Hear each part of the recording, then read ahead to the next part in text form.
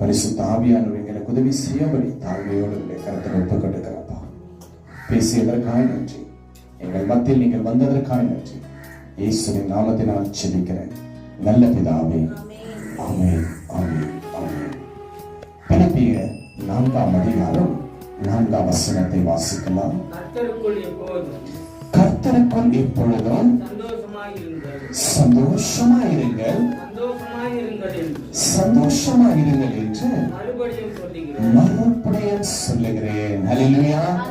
இந்த வார்த்தை எப்படி இருக்குது என்றால், ஒரு தடவை சொல்லிட்டு இன்னொரு தடவை சொல்றது இன்னும் நம்மளுக்கு என்னவா இருக்குங்க, பலனா இருக்குது, கன்ஃபார்மா இருக்கு. ஹல்லேலூயா. அப்போ உறுதிப்படுத்தக்கூடிய ஒரு தன்மையா இருக்கு. இந்த பிலிப்பியர் பட்டணத்திற்கு எழுதின நிருபம் அப்போஸ்தலர் ஆகிய பவுல் என்ன பண்றாருன்னா, இயேசு கிறிஸ்துவின் ஊழியக்காரனாக இருக்கிற அந்த இடத்திற்கு போய் என்ன பண்றாருன்னா, தீமோத்தேயு பிலிப்பியர் பட்டணத்திற்கு இவர் போறாருங்க. அப்ப அந்த பிலிப்பியர் பட்டணத்துல தீமோத்தேயு என்ற ஒரு மனுஷர் என்ன பண்றாருன்னா, தேவனுடைய வார்த்தையை பிரசங்கம் பண்ணிட்டு ஆண்டவருடைய வார்த்தையில விசுவாசத்துல வாழ்ந்து கொண்டிருக்கிற ஒரு தேவ பிள்ளையா இருக்காங்க. அப்போ அந்த இடத்திற்கு பவுல் என்ன பண்றாருன்னா, போய் அங்க இருக்கிற மக்களை பாக்குற, அங்க இருக்கிற தேவ பிள்ளைகளை பாக்குறாங்க. பார்க்கும் பொழுது என்ன நடந்திருக்குன்னா, சில இடங்களில சோகமும் கவலையும் இருக்கு. என்ன இருக்குங்க? சோகமும் கவலையும், விசுவாசம் குறைக்கப்பட்டு இருக்கிறது. அப்ப அந்த குறைக்கப்பட்ட இந்த நேரங்கள்ல அங்க பிலிப்பு தேவ ஆவிக்குள்ள போய் என்ன பண்றாருன்னாக்கா, அந்த இடத்துல பரிசுத்த ஆவியானவர் அவருக்குள்ள போய் என்ன பண்றாருன்னா வாசம் பண்றாருங்க. அவர் அந்த இடத்துக்கு போய் சொல்றாருங்க. எப்படி சொல்றாருன்னா, இன்றைக்கு நான் அல்ல, பரிசுத்த ஆவியானவர் எனக்குள்ள வாசம் பண்ணி உங்களோடு பேசுகிற இந்த வார்த்தை உங்களுக்கு என்னவா இருக்குங்க, வேலனா இருக்கு. ஹல்லேலூயா. விசுவாசிக்கிறீங்களா? விசுவாசித்தா என்ன சொல்ல போறீங்க? ஆமென் சொல்ல போறோம். அப்போ அந்த இடத்துக்கு போகும் பொழுது அங்க என்ன சொல்றாருன்னா, கர்த்தருக்குள் எப்பொழுதும் சந்தோஷமா இருங்க தெய்வ பிள்ளைகளே என்றாரு. அப்போ இந்த வார்த்தை அங்க சொல்றாருன்னா, அந்த இடத்துல என்ன இருக்கு, ஏதோ ஒரு கவலை இருக்கு. என்ன இருக்குங்க? கவலை இருக்கு. அப்போ அந்த கவலைக்கு ஏற்ற வார்த்தையை அந்த இடத்துல ஆண்டவர் அவருடைய உள்ளத்துல பேசுறார். இன்றைக்கு உங்களோட ஆண்டவர் பேசிட்டு இருக்கிறார். உங்களுடைய கவலைக்கு ஒரு விடுதலை கர்த்தர் கொடுக்கிறேன் என்று என்ன சொல்றாருங்க? அப்பா சொல்லுகிறவரா இருக்கிறவரா இருக்கிறார். ஹல்லேலூயா. அப்போ உங்களுடைய வாழ்க்கையில இருக்கிற கவலைக்கு இயேசு கிறிஸ்து ஒரு நல்ல மருந்தா இருக்கிறார். ஹல்லேலூயா. அந்த மருந்து உங்களுடைய வாழ்க்கையில என்ன செய்யனாக்கா, கவலையிலிருந்து விடுதலை ஆகும். ஹல்லேலூயா. எப்படி என்றால், அவருடைய வார்த்தை, அந்த வார்த்தையை நீங்க விசுவாசிக்கும் பொழுது அந்த வார்த்தை உங்களுக்கு ஒரு நல்ல மருந்தா இருக்கு. ஹல்லேலூயா. நீங்க நிறைய பாருங்க, மாத்திரை மருந்து எல்லாம் கொடுத்து ஒரு ஹாஸ்பிட்டல்ல படுத்து அட்மிட்ல இருப்பாங்க. ஆனா என்ன இருக்காதுங்க, சுகம் கிடைக்காது. ஆனா நல்ல ஒரு அன்பு அவங்களுடைய வாழ்க்கையில் அவங்களுக்கு கொடுக்கும் பொழுது, நல்லா அவங்களோட பேசிட்டு அவங்களுக்கு ஒரு நல்ல ஒரு அன்பு செய்யும் பொழுது பார்த்தா அவங்களுடைய சுகம் ஆரோக்கியமா மாறும். அவங்களுடைய வியாதி என்னவா மாறும்? ஆரோக்கியம். ஏன்னா ஒரு மனுஷனுக்கு முக்கியமானது ஒரு நல்ல வார்த்தை. நம்ம குடும்பத்துல என்ன கேட்கிறோம்? என்கிட்ட ஒரு அன்பா பேசுறது இல்ல, என் பிள்ளை என்ன பண்றது இல்ல, என்கிட்ட அன்பா பேசுறது இல்ல. அது மிகப்பெரிய ஒரு கவலை. சாப்பாடு இல்லைன்னா கூட இருந்துடுறாங்க, ஆனா என் பிள்ளை, என் கணவன், மனைவி என்கிட்ட பேசல. அந்த வார்த்தை எப்படியா இருக்குங்க? ஒரு அன்பை குறைக்கிறது. ஆனா இயேசு கிறிஸ்துடைய வார்த்தை எல்லாத்துக்கும் மேலான ஒரு நல்ல அன்பு, நல்ல மருந்து உங்க வாழ்க்கையில இருக்கும். அதுக்கு உங்களுக்கு தேவையானது என்ன தெரியுங்களா? விசுவாசம். என்ன தேவைங்க?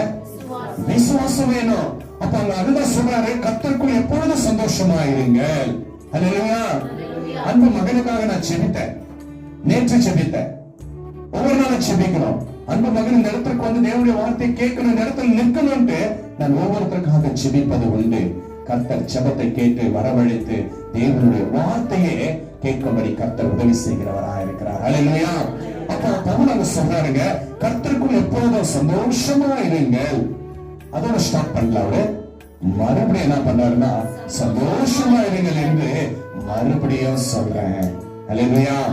இன்றைக்கு உங்களை பார்த்து சொல்றேன், இதை பார்த்து கேட்டுக்கொண்டிருக்கிற தேவ பிள்ளைகளுக்கு சொல்றாங்க, நான் அல்ல, பரிசுத்த ஆவியானவர் எனக்குள்ள வாசம் பண்ணி உங்களோட பேசுறாரு. கர்த்தருக்குள்ள சந்தோஷமா இருங்க. மீண்டும் சொல்றேன், சந்தோஷமா இருங்க. மீண்டும் சொல்றேன், சந்தோஷமா இருங்க. அல்லேலூயா. ஆண்டவர் உங்களை சந்தோஷமா வைப்பாரு. நம்ம சந்தோஷமா இருப்பார். அன்பு சகோதரனே, சகோதரி, அப்ப அந்த இடத்துல சொல்லிட்டு, அந்த இடத்துல அந்த சந்தோஷத்திற்கு என்ன காணப்படும் என்றால், கீழ் வசனத்தை வாசிங்க. உங்கள் சாந்த குணம், உங்கள் சாந்த குணம் எல்லா மனுஷருக்கும் தெரிந்திருப்பதாக கர்த்தர் சமீபமாய் இருக்கிறார். தூரமா இல்ல, நீங்க நோக்கி கூப்பிடும் பொழுது கர்த்தர் சமீபமாய் இருக்கிறார். என்னை நோக்கி கூப்பிடுகிற யாவருக்கும் நான் எப்படி இருக்கிறேன்? சமீபமா இருக்கிறேன். ஆனா அது எப்படி இருக்கணும்னா, உண்மையோடு ஆண்டவரை விசுவாசத்தோடு கூப்பிடும் பொழுது அவர் சமீபமா இருக்கிறார். அப்போ உங்கள் சாந்த குணம், அப்போ அந்த சாந்த குணம் எப்போ வரும்? நம்ம சந்தோஷமா இருக்கும் பொழுது, கவலைக்கு மத்தியும் ஆண்டவரை நம்ம முன்பாக வைக்கும் பொழுது, கர்த்தரையே நம்ம சாய்ந்து இருக்கும் பொழுது, கர்த்தருடைய வழியில் நிற்கும் பொழுது, ஆண்டவர் அந்த சந்தோஷமா இருந்தாரு இல்லையா? அந்த சந்தோஷமான அந்த சாந்த குணம் இங்க சொல்லப்பட்டிருக்கிறது. சாந்த குணம் எல்லா மனுஷருக்கும், தேவனே பின்பற்ற மனுஷருக்கும், விசுவாசத்தில் இருக்கிற பிள்ளைகளுக்கும், விசுவாச தவறு இருக்கிற பிள்ளைகளுக்கும், இயேசுவை அறியாத இருக்கிற பிள்ளைகளுக்கும், எல்லாருடைய மத்தியிலும் உங்களுடைய முகம் எப்படி இருக்கணுமா? சாந்த குணமுள்ளதா இருக்கணும். ஹல்லேலூயா. நம்முடைய தேவ பிள்ளைகள் நம்ம கூட அப்படிதான் இருக்கணும். அநேக நம்மளுடைய பாடுகள் இருக்கலாம், ஆனா இயேசுக்குள்ள நம்ம இருக்கும் பொழுது, நீங்க கஷ்டம் சொன்னீங்கன்னா யாரும் நம்ப மாட்டாங்க. உங்களுக்கு ஒரு ஃபீலிங்னா யாரும் என்ன பண்ண மாட்டாங்க? நம்புவாங்களா பிரதர்? என்ன பண்ணுவாங்க? நம்ப மாட்டாங்க. காரணம் ஏன் சொல்லுங்க? உங்க முகத்துல கிறிஸ்து தெரியல, உங்க உள்ளத்துல கிறிஸ்து இருக்கிறாரு. கிறிஸ்து உங்களுக்கு முன்பாக நிற்கும் பொழுது உங்களுடைய கஷ்டம், உங்களுடைய முகத்துல இருக்கிற கவலை அங்க பார்க்க முடியாது. ஏன்னா உண்மையுள்ள நீங்க ஆராதிக்கிற, நாம் ஆராதிக்கிற இந்த வானமும் பூமியும் படைத்த கிறிஸ்து, நமக்காக மரித்த இயேசு உங்களுக்குள்ள இருக்கிறவராயிருக்கிறார். அல்லேலூயா. அப்படிப்பட்ட ஒரு தேவன் நமக்குள்ள வாசம் பண்ணுகிறவராக இருக்கிறார். அவர் இரக்கம் செய்கிற ஒரு நல்ல தகப்பனாக இருக்கிறார். அப்போ பாருங்க, அந்த சாந்த குணம் என்னங்க படிங்க, சாந்த குணம் எல்லா மனுஷனுக்கும் தெரிந்திருப்பதாக கர்த்தர் சமீபமாயிருக்கிறார். ஆண்டவர் நம்ம கூட எப்ப கூப்பிட்டாலும், நம்ம எந்த நேரத்துல கூப்பிட்டாலும், எந்த சூழ்நிலையில கூப்பிட்டாலும், எந்த துக்கத்துல கூப்பிட்டாலும், எந்த கண்ணீரில கூப்பிட்டாலும், எந்த ஆபத்துல கூப்பிட்டாலும், இயேசப்பா சமீபமா இருக்கிறார். நாளைக்கு வர, நாளைக்கு வர, அப்புறம் வர யார் சொல்லுவாங்க? மனுஷருங்க சொல்லுவாங்க. நீங்க கூப்பிட்டத உடனே வருகிறவர் யாருங்க? இயேசப்பா. அவர் சொல்றாரு, கர்த்தர் சமீபமா இருக்கிறார். ஹல்லேலூயா. அப்படிப்பட்ட ஒரு சமீபமான இருக்கிற தேவன் நமக்குள்ள வாசம் பண்ணுகிறவராக இருக்கிறார். அப்போ நம்ம சாந்த குணமா இருந்து, அப்போ கர்த்தர் சமீபமா இருக்கிறார் என்று நமக்குள்ள உறுதியா இருக்கும் பொழுது நம்ம என்ன பண்ணணுங்க? எதை குறித்தும் கவலைப்படக்கூடாது. ஏன் கவலைப்படக்கூடாது? உங்க தேவை சந்திக்கிற, உங்க கண்ணீரை தொடைக்கிற, உங்க கவலை பொறுக்கிற அவர் சமீபமா இருக்கிறார். அல்லேலூயா. அந்த சமீபமா இருக்கிற தேவன் நமக்குள்ள வாசம் செய்யும் பொழுது நம்ம எதை குறித்த என்ன பண்ணக்கூடாதுங்க? கவலைப்படவே கூடாது. அல்லேலூயா.